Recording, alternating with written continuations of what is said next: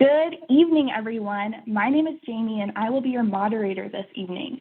Thank you for the hall meeting with Congressman Mark Harris. We look forward to getting to as many questions as we can this evening.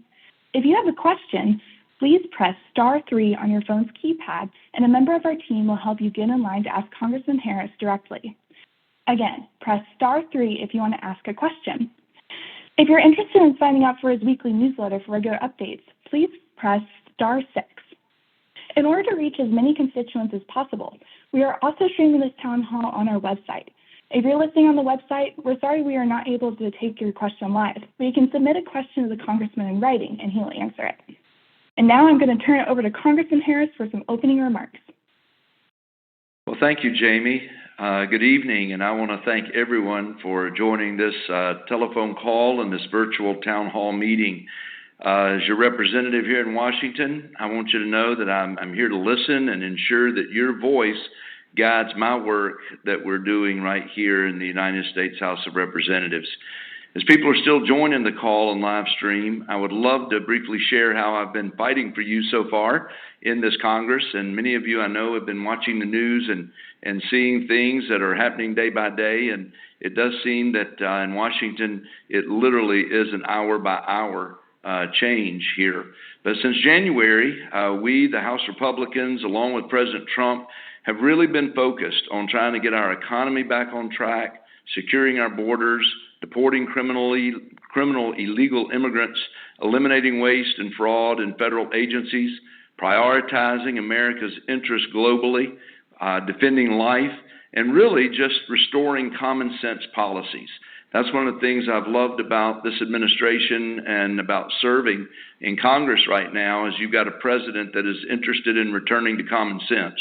And a key part of this mission, as you know by now, has been the One Big Beautiful Bill that is in the Senate and currently working its way through there. The goal of the One Big Beautiful Bill is to advance the America First agenda by funding construction of the border wall, by ensuring deportations can continue, and strengthening border security. It's also set up to deliver historic tax cuts for middle and working class Americans, really putting more money back in your pockets, or quite frankly, keeping the government from taking more of your money if we don't keep these tax brackets that we currently have in place. It defunds Planned Parenthood and transgender surgeries, and it reins in waste, fraud, and abuse in our welfare programs. So in addition to legislating, I also recognize as your congressman, I'm here to advocate for you when it comes to navigating the waters of all the various federal agencies. You see, for too long, the bureaucracy in Washington has been out of touch with the people it's supposed to actually be serving. So if you've ever been on hold with the IRS, or you've waited to get into the VA for health care, or you've been unable to secure your Social Security benefits, or worse, been passed around to various bureaucrats at another federal agency without getting help, then you know exactly what I'm talking about. And that's what we want to help you in whatever way we can. And I'm very, very blessed to have assembled an incredible team of people, not only here in Washington that work in our office here, but in the district, waiting and dealing in ways that they can help our constituents week in and week out. In fact, my team in the district office can help you cut through that red tape and make sure that you get answers from those government agencies. And so if someone's on this call tonight, or you even know someone, you're on this call, maybe someone you know has had problems, but they're not on this call, don't hesitate to reach out to us and let us know how we can help you, and maybe as simply as giving you information about the best place to contact and who to talk with. The past 6 months, I think everyone would agree, has really been pivotal for our nation's future. And tonight, in doing this teletown hall, we had some 8,000 folks that joined us when we did our one last quarter. And so I was excited to do this one again tonight. And I'm eager to hear your questions about how I can serve you better. So before we get to your questions, though, I do want to take just a moment to say a couple words about what's happening in the Middle East. I've made it clear very clear throughout my campaign and very clear throughout my time serving in the 119th Congress that our ally, Israel, will always find a friend in Mark Harris. I stand with our ally, Israel, and with President Trump in saying unequivocally that Iran, who is a state sponsor of terrorism, cannot have a nuclear weapon. As you know, last Saturday evening, President Trump acted decisively to remove this threat to Israel, this threat to the United States, and quite frankly, this threat to the world, after Iran refused to back down and became only, and it reached a point that only the U.S. had the ability to take care of what needed to happen. We had those bunker busting bombs, and the B-2 bomber that delivers them is part of our United States military. And as you know, they did the work in incredible fashion last Saturday evening. One of the few times, probably the only time, quite frankly, in my lifetime, that I've ever heard of a military exercise where they were able to go in without a shot being fired at them. They were able to carry out their mission, and they were able to exit the airspace without a single shot being fired at them. It was one of the most impressive, well-planned, well-executed military exercises, I think, that the world has ever seen. And by the way, the world was watching, and I believe President Trump and our United States military sent a message around the world that needed to be heard on Saturday night. So our prayers are with Israel and with the United States military, who are still in harm's way in the region. The events of last night and again today, there is a ceasefire, though a bit shaky, that is in place. And this is a time that we do need to continue to pray for what's happening there and pray for our president and his leadership and an incredible impact he's making. So with that, let's get right on to your questions, Jamie. We'll take a moment and hear from the folks on the call. Thank you, Congressman Harris. Just as a quick reminder, if you have a question, please press *3 on your phone's keypad, and a member of our team will get you in line to ask Congressman Harris directly. Again, that's *3. Our first question is coming from an online listener, Sharon. She asked, will the big, beautiful bill touch Social Security? Congressman Harris? Well, that's a great question, Sharon, and I want to just make something very clear tonight, because I know that the media has a way of bringing about some confusion. But despite what some in the media may claim, House Republicans are not considering any proposals whatsoever that would cut Social Security benefits for seniors. Likewise, President Trump's restructuring of the Social Security Administration itself will in no way reduce benefits for current or future recipients. Listen, when you really look at the one big beautiful bill, Republicans have specifically remembered our seniors. This bill that passed the House created a new tax benefit for Americans 65 and older. Starting in tax year 2025, which we're in right now, seniors would receive a doubled extra standard tax deduction per eligible filer. This $4,000 tax deduction, up from the current $2,000, would be available to seniors whose modified adjusted gross income does not exceed $75,000 for a single filer or $150,000 for married couples filing jointly. So I want to be clear tonight that we're taking care of seniors. In no way is Social Security being cut.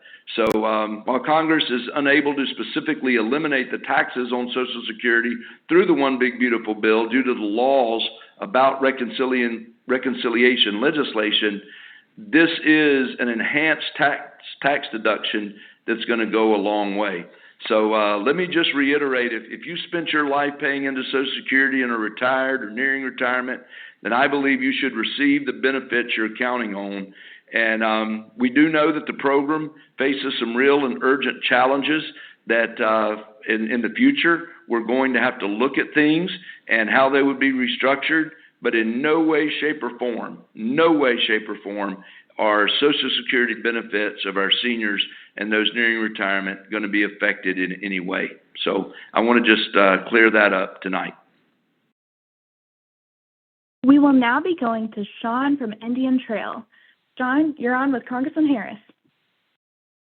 Thank you. So I had a quick question about the DOGE initiatives, and we heard a lot about the DOGE savings and everything that was being identified from the work that Elon Musk was doing. With his departure, we seem to have lost any updates from DOGE. Can you please give us some update on what is happening with that initiative, and will we continue to receive updates around it? Well, Sean, that's a great question. In fact, I've been a strong voice and strong supporter of DOGE's efforts to control our government spending. With Elon Musk gone from the administration at the current time, let me be clear, there are still DOGE groups in every agency that are still working to improve the efficiency by rooting out wasteful spending and to modernize the IT systems within the federal government.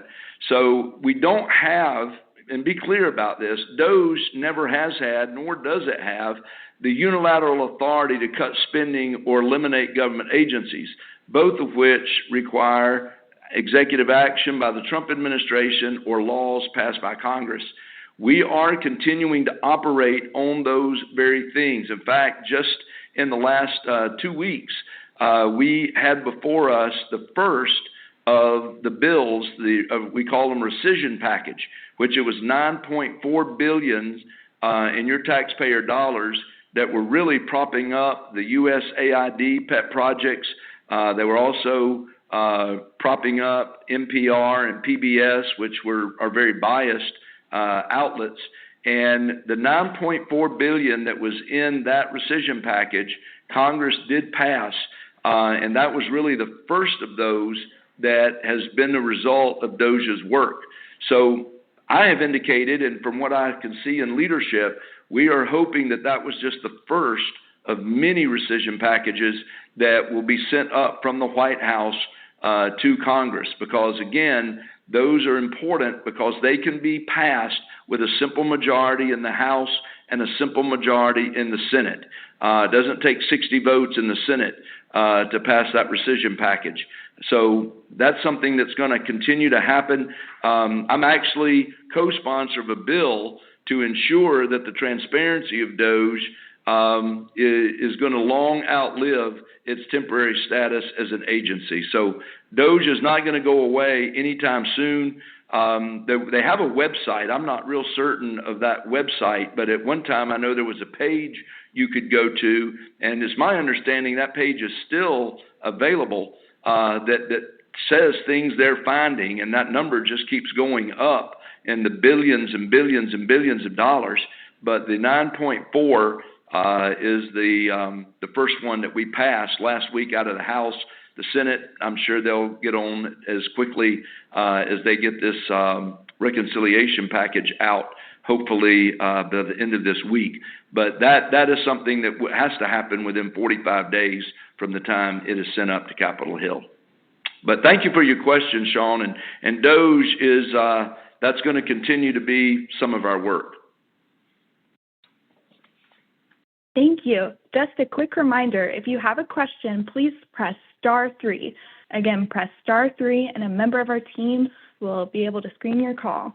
Next, we're going to go to James from Concord. James, you're on to ask your question to Congressman Harris.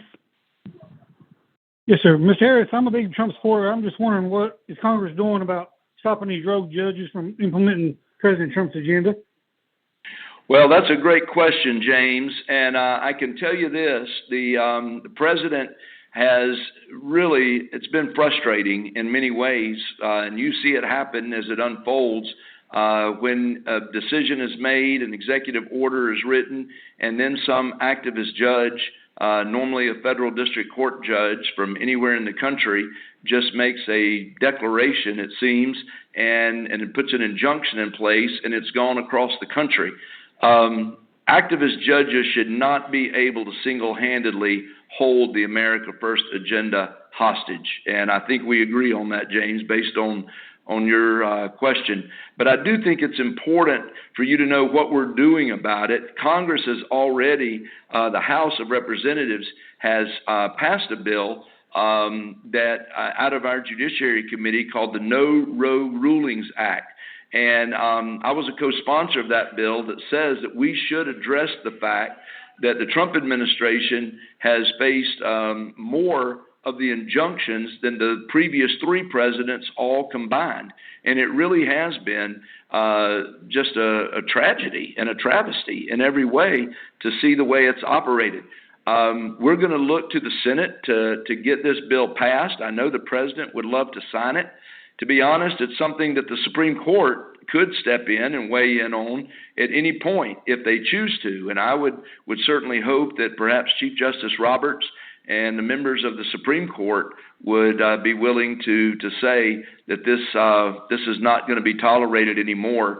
When a federal judge gives a ruling, it ought to be just for that case that he's ruling on in front of him, and he should not be able to insert a national injunction that changes the landscape. So it has been frustrating for many of us that want to see the America First agenda continue, but we're going to continue to work on it. And thank you again for that question, and continue to just keep us on our toes with that for sure. Okay, now we would like to hear from others on the call with a quick survey question. Our question for you is, do you agree with President Trump's decision to bomb Iran's nuclear facilities? Again, do you agree with President Trump's decision to bomb Iran's nuclear facilities? Press 1 for yes, press 2 for no, and press 3 for unsure. While you're answering our survey, we're going to go to Steve Hoagland, who has a question online. He asked, do you support President Trump's use of military in Los Angeles? If so, why? Well, Steve, thank you for that question. And yes, I do support President Trump's decision to bring in the National Guard in the LA riots. As you know, earlier this month, left-wing rioters took to the streets, really, and it was necessary. They were going to protest against ICE's deportation efforts. And in order to protect our ICE agents, and it was getting out of hand, President Trump made the decision to bring in the National Guard. Now, what was fascinating to me as I watched all of that unfold is you had Democratic governor and a Democratic mayor and other legislators out there saying that they had it all under control, that they didn't need the National Guard, that it was perfectly fine, that these were just peaceful protests. And the whole time that they're telling me that, while I'm looking at a split screen, they're on the left side of the screen telling me that. On the right side of the screen, I'm watching police cars being set on fire. I'm watching people chunk scooters and other bicycles and other bikes over bridges and crashing them onto California Highway Patrol vehicles. And I'm seeing fires set and all firecrackers thrown at ICE agents and others. So it was very clear that they didn't have things under control. And President Trump, by bringing in the National Guard, was doing what is his responsibility, and that is to protect the homeland and to protect the American citizens and to preserve law and order. And so I did support that. And I think that the courts have, again, come back. And while, again, you had a judge perhaps that said, no, we don't support that, that has continued to work its way through the courts. And the last judge's ruling said that the president was well within his rights to do that. So it's one of those things that, again, you were watching rioters waving Mexican flags to protest being deported back, I guess, to Mexico. And it's just chaos. And President Trump was not willing to see that chaos. He wasn't willing to watch federal buildings be set on fire. Many of us remember back at the riots that we watched that broke out around the country after the George Floyd incident. And we saw where a police station in Minneapolis literally just burned while everybody just stepped back and watched it burn. So it was very clear when you listen to the police chief of the Los Angeles Police Department actually use the term that they were overwhelmed by what was happening with the rioters. They were very careful to follow the law. When the National Guard came in, their primary responsibility was to guard the ICE agents and to guard the federal buildings, to guard the property. They allowed the LA police took care of the arrest, of dealing with the protesters.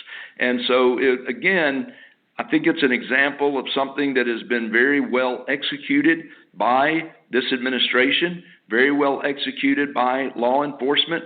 And I'll just say this. I happened to be in a briefing this morning with the interim director of ICE, and there were about 7 congressmen sitting around a table. And as I listened, I got a question back when I was in the district. Well, why are they wearing masks? Well, I'll tell you why they're wearing masks. The ICE agents are wearing masks because they are being doxxed. They are being threatened. Their homes, their families are being threatened. And people are putting all their information out on social media, and this is just not right. And so, I'm very grateful for having a strong leader like President Trump that has stepped up, and he's going to preserve law and order. And I, for one, am grateful and do support it. But thank you for your question, Steve, and be glad to follow up.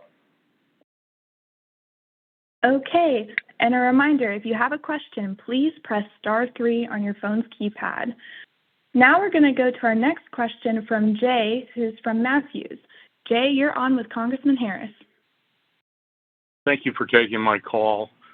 My question is, given the situation with Medicare, Medicaid, Social Security, we're in a fiscally unsustainable position. Are you willing to be a 1 or a 2-term congressman? And I don't blame you for this problem, because we've known about this issue for 20, 30, 40 years now.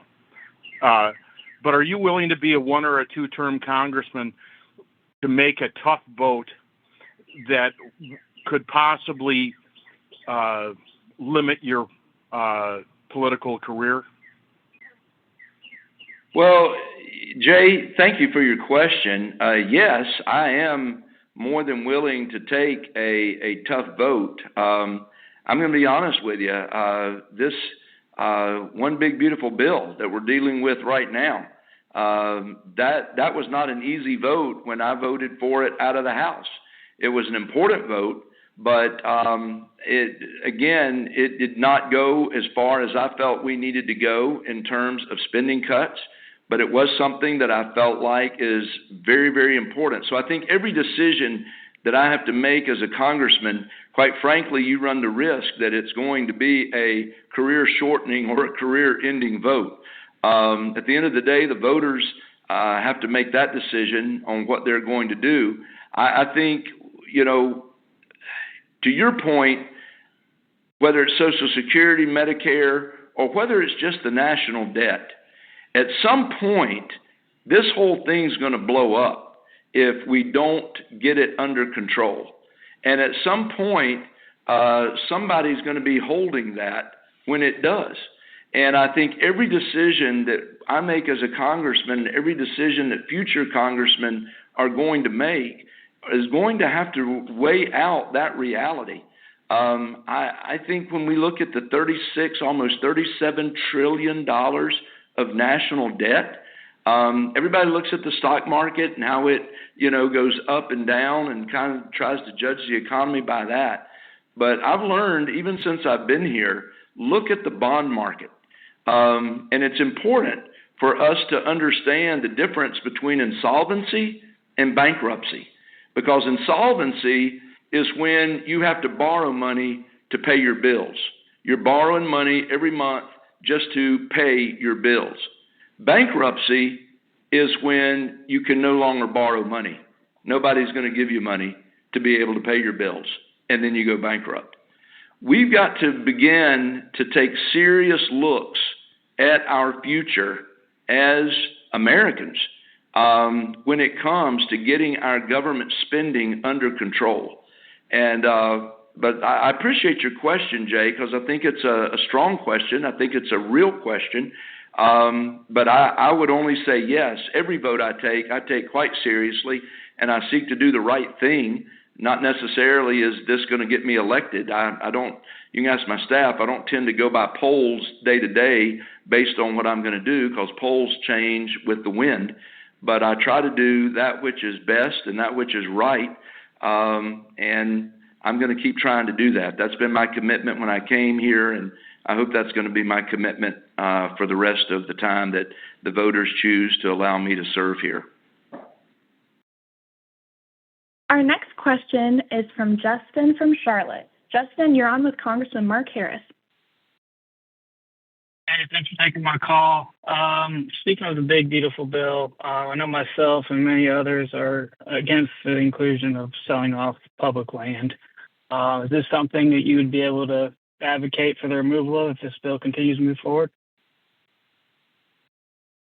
Well, it really, to be honest with you, Justin, when you start talking about, federal land management, it is often criticized for its inefficiency and for its bureaucracy and the financial waste. But I certainly do understand that we've got to take a look at some of these things. So I've not really been diving into that issue quite as deeply as I probably should in order to answer your question more effectively. But I do understand the concerns, and I do understand the question that you're asking, and that we do need to think about what we're doing with our federal lands. No question. Okay, now we'd like to hear from others on the call with a survey question.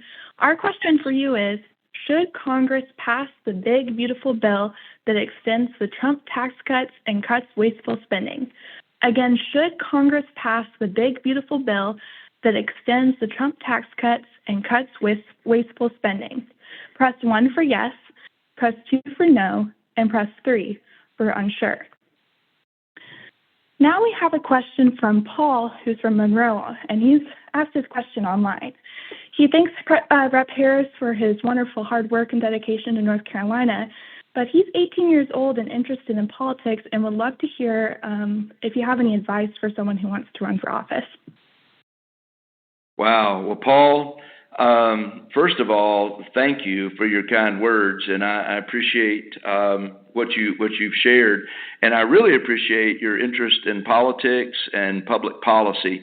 And my best advice for you is make sure that you get engaged, make sure that you're learning all that you can, and you get engaged by simply being involved in a political campaign, learning what you can about the issues. I have to be honest, I was 8 years old when our country went through just a very difficult time. It was called Watergate. And as an 8-year-old little boy, I remember even to this day, and I would hear my parents talk about it, that I was mesmerized by what was happening and the hearings that went on. And the U.S. Senator Sam Ervin from North Carolina was one of the key questioners during the Watergate hearing. And I still remember as an 8-year-old boy being interested in that. And as I grew up, I continued to be interested in public policy. I took advantage of things like Boys State when I was in high school, and then was fortunate enough to be elected to go to Boys Nation that same summer. So when I went off to college, I majored in political science. I ended up as a pastor because God called me to preach, and I still preach to this day. But God opened the door for me to stay engaged in public policy because it's so important. And I think when you get around public leaders and you can learn all these issues, there's so many different avenues to serve. And maybe contacting our office about maybe being an intern. That would be great. You can serve as an intern in the district office. We have 2 district offices, one in Monroe there, and we have one down in Laurinburg. And if you wanted to be an intern in a district office, we also have internships available here in Washington where you come and serve as well. So that might be a possibility. But making sure you're registered to vote, getting involved in your local political party is always a great way to just get engaged. And hopefully our paths will cross soon. And when they do, you be sure to tell me that you were Paul that called to our teletown hall. And I'll look forward to seeing you and talking to you further. Thank you for your call, Paul. Just another quick reminder, if you have a question, please press *3 on your phone's keypad, and a member of our team will help you get in line to ask Congressman Harris a question. Again, press *3. Now we're going to be going to Wayne from Rockingham. Wayne, you're on with Congressman Harris to ask your question. Congressman, my wife has just recently retired, and she's began drawing her 401k. Where are you, and what do you can see in the future about maybe no taxes on the 401k? Oh, that's a great question. First of all, I'm a big supporter of 401ks. I think it's critically important that all of us participate when we have the opportunity to do that because, again, as one listener pointed out a while ago, we do know that Social Security has its challenges, and we've got to make sure that that's not your only source, perhaps, that you're going to be counting on. So a 401k is a great thing, and you need to be a part of that. I don't know. There's really been no discussion on doing away with any tax that you would receive when you receive your 401k money back out. There are different ways of doing things that are pre-tax going in, like a Roth IRA and those kind of things.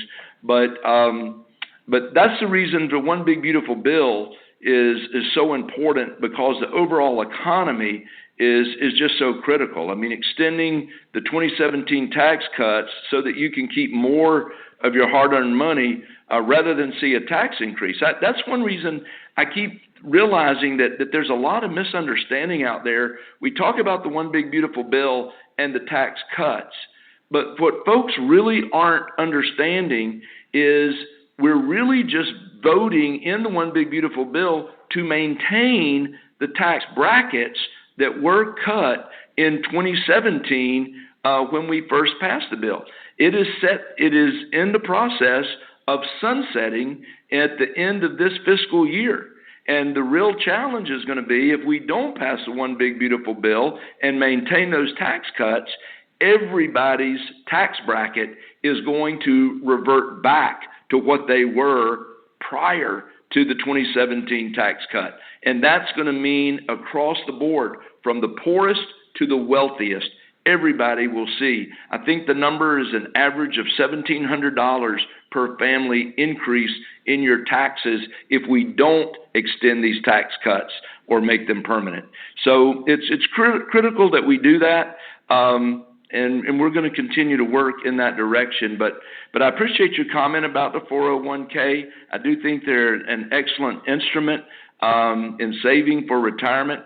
But again, don't know at this point that they will ever do away with taxes on your 401k when you are taking it back out in your retirement.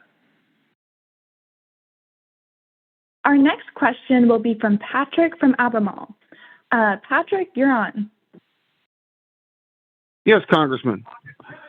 Hey, Mark Twain said politicians in diapers need to be changed off for the same reason in 1886. That was my quote.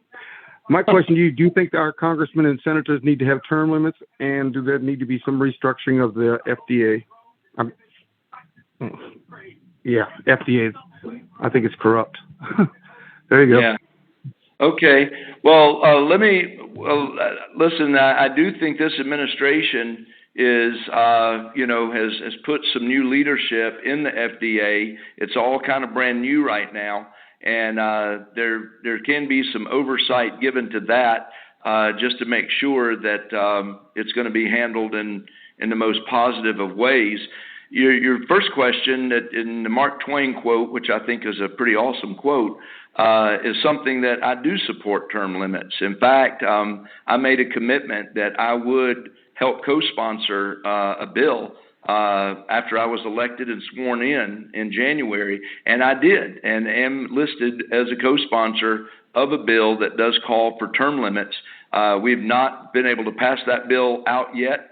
Again, we've been wrapped up in reconciliation, but I do think that having term limits and that really causes people to not become so caught up in this rat race oftentimes, and the influence and the power that people sometimes seek out up here would be something that is very important. I think there's a lot of people that have a question about term limits because, frankly, the voters have an opportunity every 2 years when we have to run for Congress.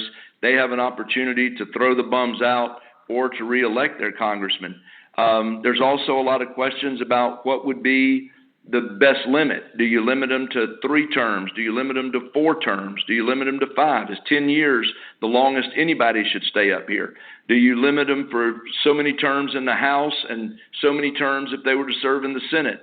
All of those are questions that tend to come up when you start talking about term limits. And some people feel like if you limit the terms of the elected official, that you're leaving it in the hands of all of the lobbyists and all of the staff that are the, quote, maybe the real professional politicians, because they're the ones that are influencing policy so much. But I do think it's something that is important. I think the American people need to have confidence in their leaders. And I think that term limits would give an opportunity perhaps for that confidence to begin to maybe be restored. I'm hoping that in the time that I've been here in the first 6 months of my first term, that I'm bringing confidence to the constituents of the 8th District of North Carolina, that I'm going to try to work for them and be an effective voice here in D.C. But thank you for your question. It's something that I believe in, have run on, and certainly do support. Our next question is going to come from Bridget, who's calling in from New Salem. Bridget, you're on with Congressman Harris. Hi, Mr. Harris. I appreciate you taking my question. Yes, Thank you. I have heard that the Big Beautiful Bill has a moratorium of 10 years for big tech protection with the AI project, which would give them more power and states and individual rights to be rescinded. Is Congress going to debate this part of the bill or remove this from the bill? Well, that's a great question, Bridget, and that's one of those things that the House passed it, but yes, it is concerning. And this is one of those things that has gotten over in the Senate, and we're literally getting different signals day by day of what this is going to look like when it comes back from the Senate. But there is a lot of hope that this could be something that the Senate makes some changes as it gets there. I'm going to be honest with you. There is so much information out here about artificial intelligence, and a whole lot of information that people are trying to discern and work their way through, and recognizing the dangers of it, and the need for some regulation on it.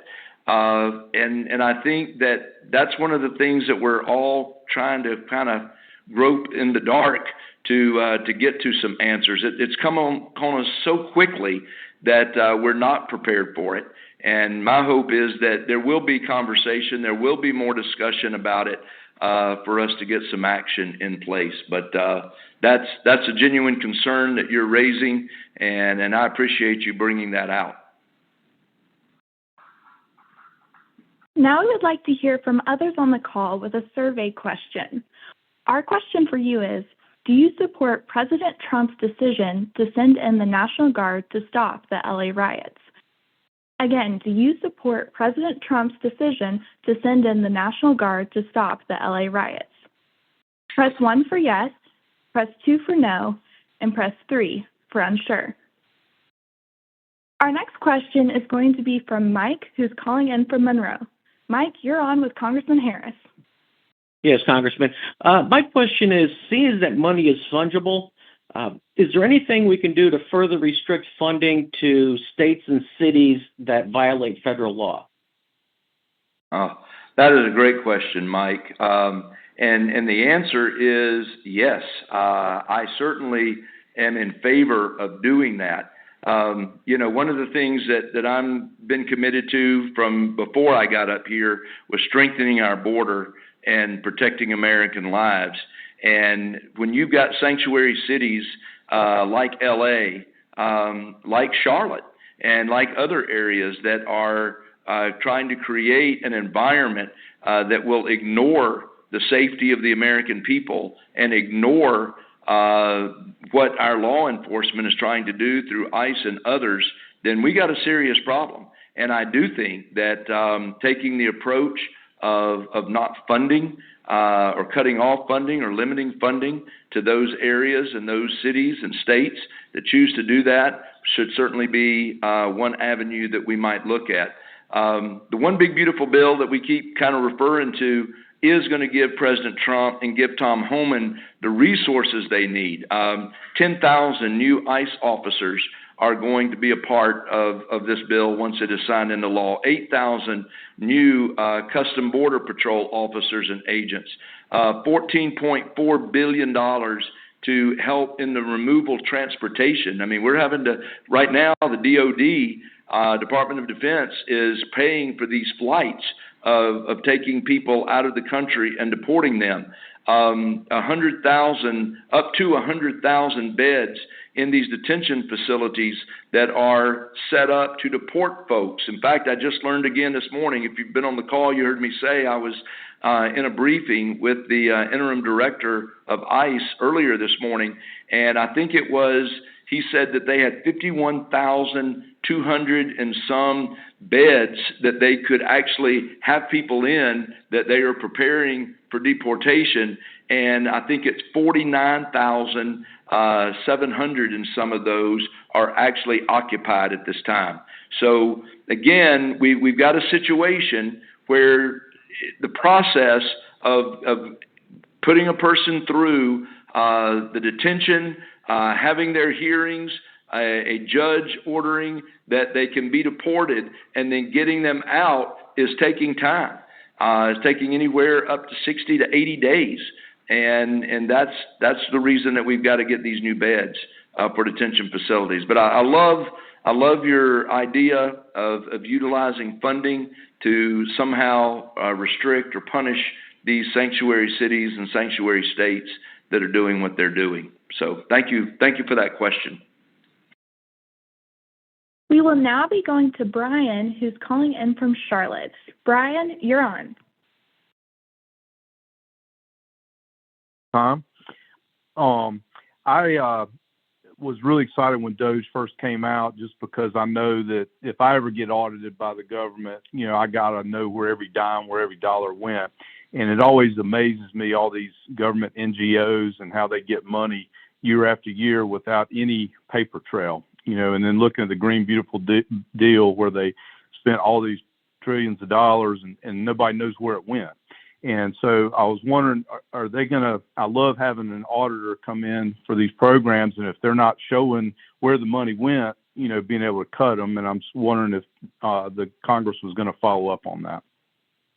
Brian, I love your question, and you're singing from the same sheet of music that I am. In fact, I'm co-sponsoring a bill to ensure that the transparency that DOGE has provided is going to outlive this temporary status. In fact, if enacted, the Make DOGE Permanent Act is going to give Congress the ability to analyze the Treasury payment system for all individual recipients of federal dollars. I told somebody that the first opportunity I had of meeting Elon Musk was when he actually came and met with us in the Republican conference one evening, and he described to us what DOGE was doing. And I told somebody, I said, I'm not a CPA, and but I will say this. The churches that I pastored go through audits regularly, in fact, annually.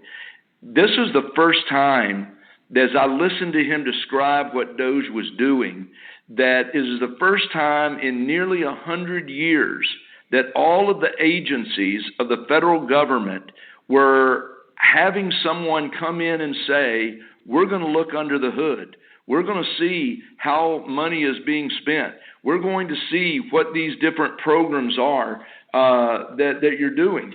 And that's exactly how we found the woke and weaponized foreign aid that USAID was spending. That's the way that we found the $889,000 for electoral reforms and voter education in Kenya. It's how we found the $567,000 for LGBTQI programs in Uganda. It's how we found the $500,000 for electric buses in Rwanda. And those are just a few samples that I'll just mention. But yes, DOGE has started something that I think the American people latched onto. And I don't think it's going to go away. I hope it doesn't go away. And we in Congress have got to make sure that we have an avenue. Right now, I know even we met with the Secretary of Labor. I serve on the Education and Workforce Committee. And we had the Secretary of Education one day that was there for a hearing, and the next day we had the Secretary of Labor. It was interesting because in both of their witness time and what they were sharing, their testimonies, they talked about the DOGE team that was in those departments. And I thought, wow, how cool that is that people are still being held accountable. And DOGE has worked with all of our agencies to find that waste, fraud, and abuse. And so, yes, we can do that.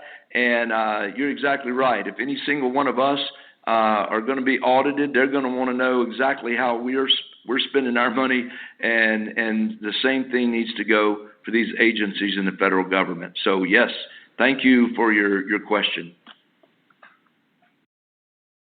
Our next question will be from Paul. Paul, you're on with Congressman Mark Harris.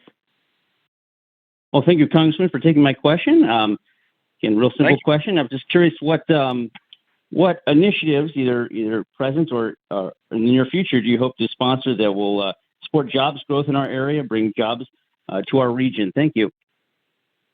Well, Paul, that's a great question. We've got to have jobs in our region. And one of the big things that I've been excited about is the president's call for a return of manufacturing to our country and things made in the USA.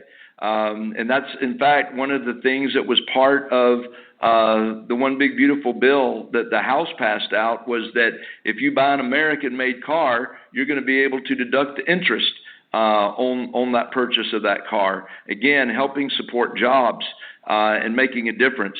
In our district, I'm very excited that we've just learned here in recent weeks that in Richmond County, right there outside of Rockingham, in Richmond County, which is in the heart of the 8th district, Amazon announced a $10 billion investment that they are going to make in Richmond County.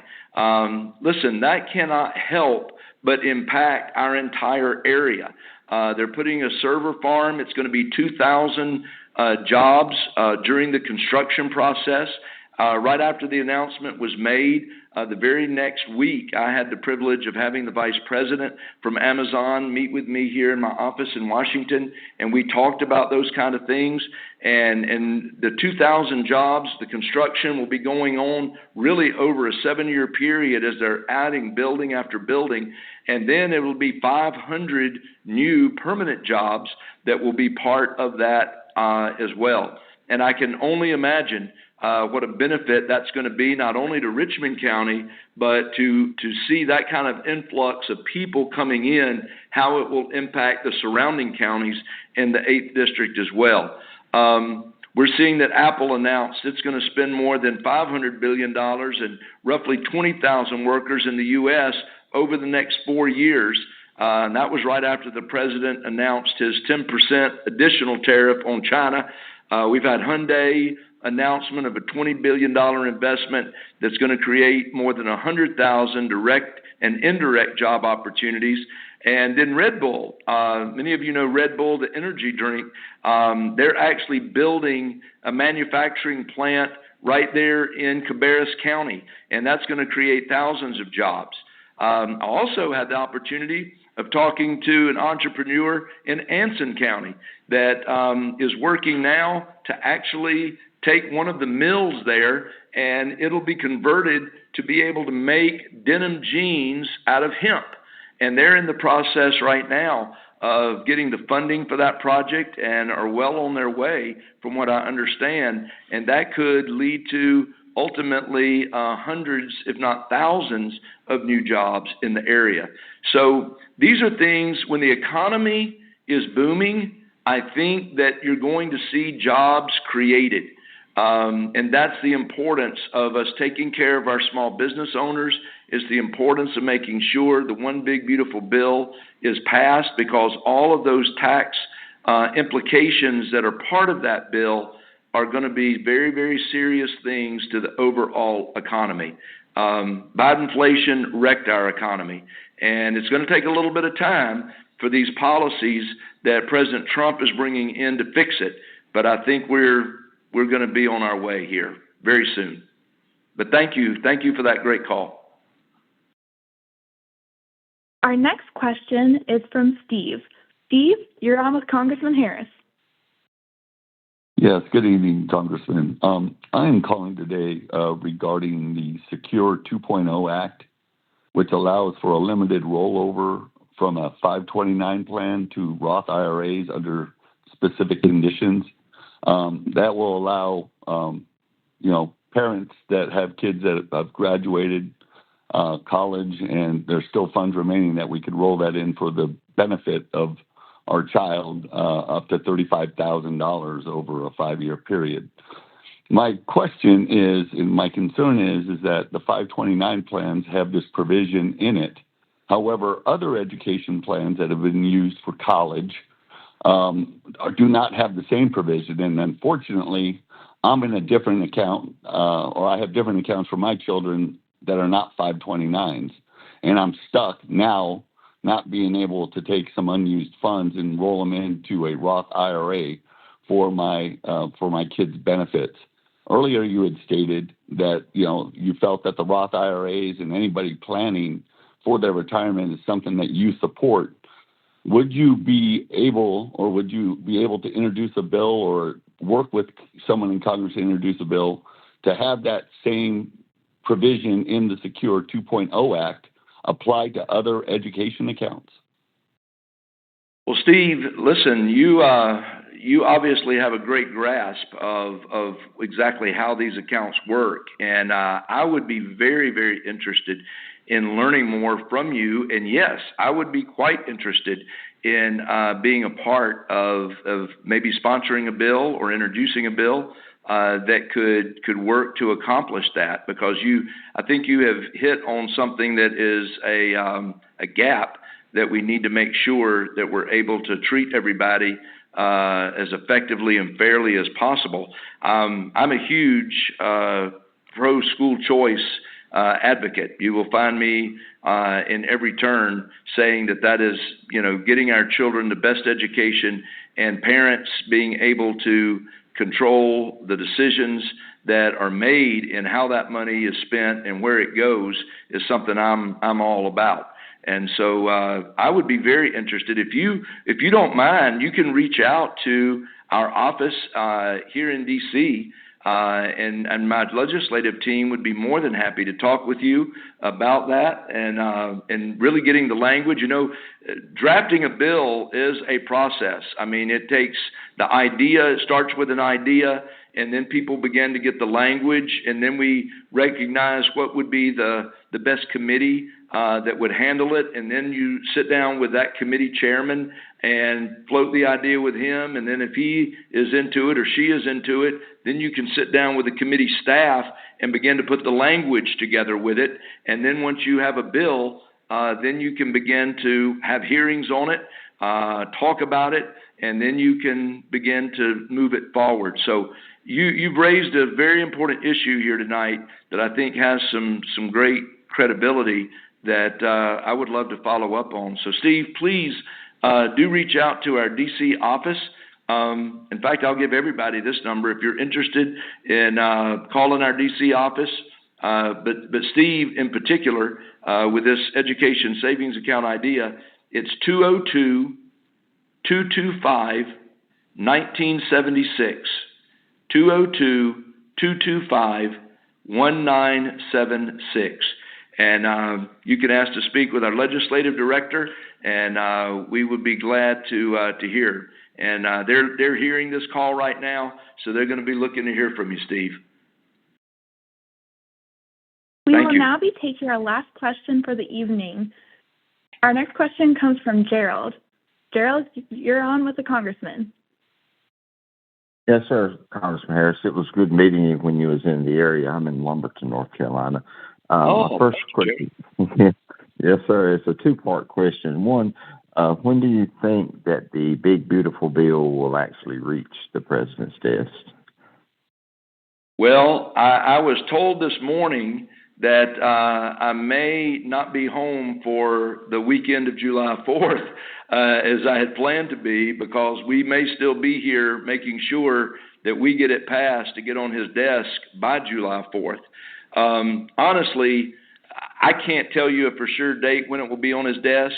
I can tell you that as late as this afternoon, he is absolutely determined. The Speaker of the House is absolutely determined that we're going to get it done.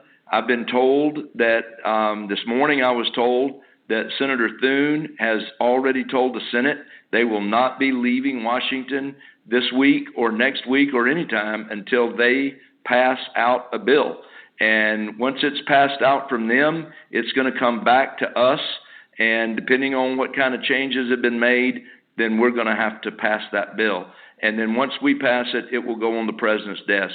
The goal he has is to sign that bill on Independence Day on July 4th. And I sure hope and pray that he can do it. But I also want to make sure that the bill is good, that it's right, that it's done right.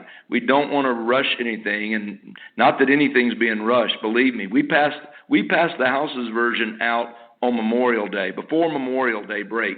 The Senate has had it for the entire month of June, and it was my understanding that we were going to be able to come back this week and pass the final bill and have it to the president. But that has not happened. But we're going to get it done sooner or later. But we're shooting for the goal of July 4th.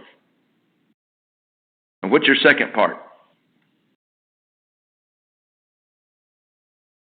Well, I'm going to guess that if you are down there in Lumberton, that maybe you would like an update on the Lumbee bill.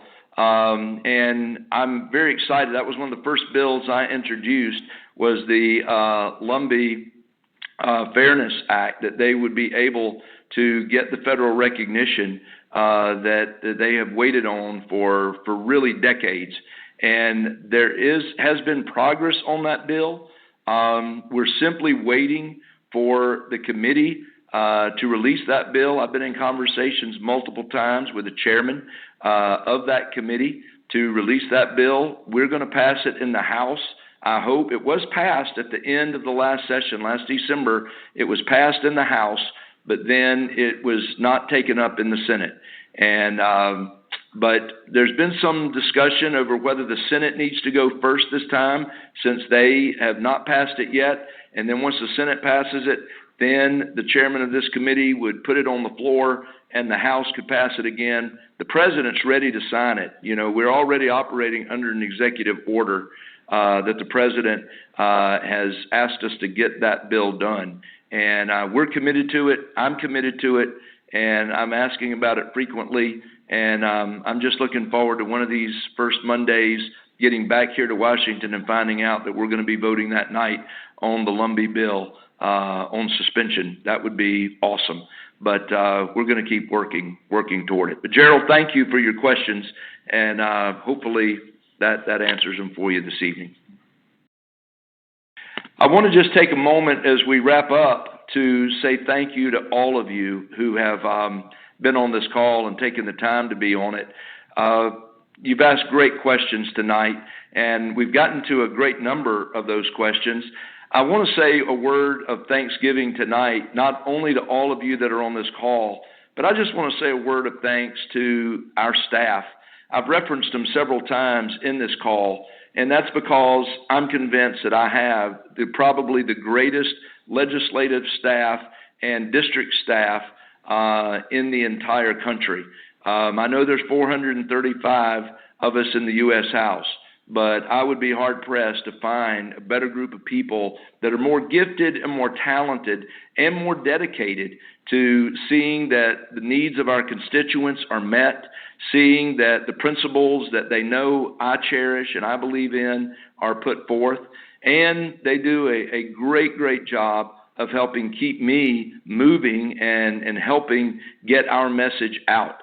And a lot of times we may have some important things that need to be said, but were it not for this staff and their ability to get that message out, it just wouldn't happen. So I'm very thankful for them. Many of them have been here tonight helping facilitate this call, and I'm very grateful for them as well. But I'll say this in closing.